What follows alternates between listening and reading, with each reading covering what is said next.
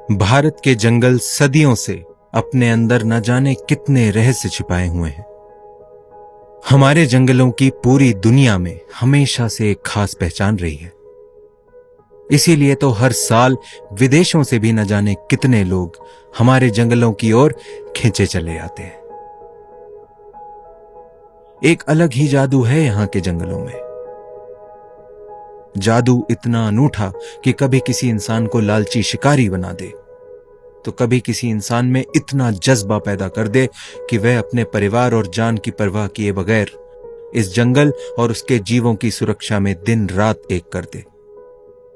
भारत में जंगलों और उसके वन्य प्राणियों की सुरक्षा हमेशा से ही एक बड़ी चुनौती रही है, और इतने बड़े क्षेत्र में फैले जंगलों को संभालना ना कोई आसान काम है, ना ही थोड़े लोगों के बस की बात है।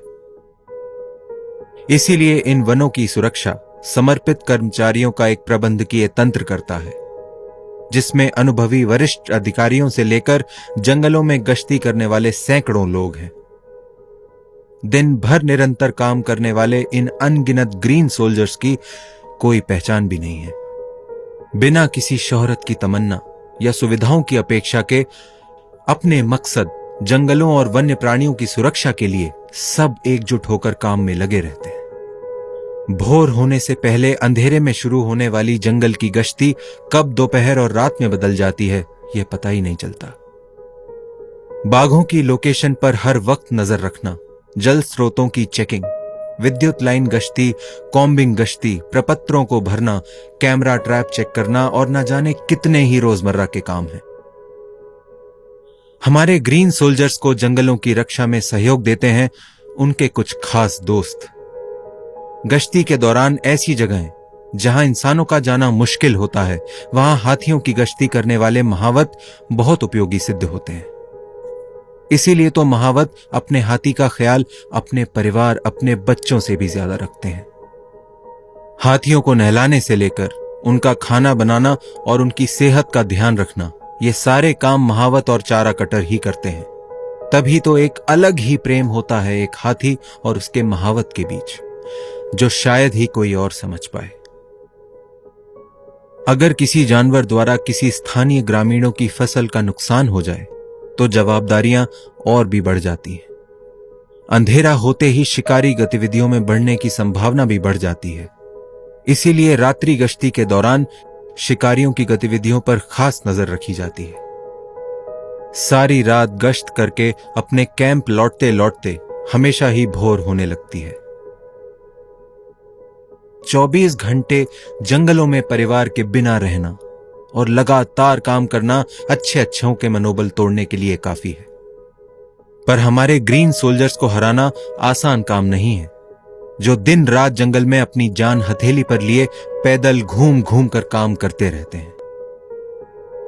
जगह कैसी भी हो, मौसम कैसा भी हो, परिस्थितियां कैसी भी हों, ना खाना खाने का कोई वक्त, ना पानी पीने की फुर्सत।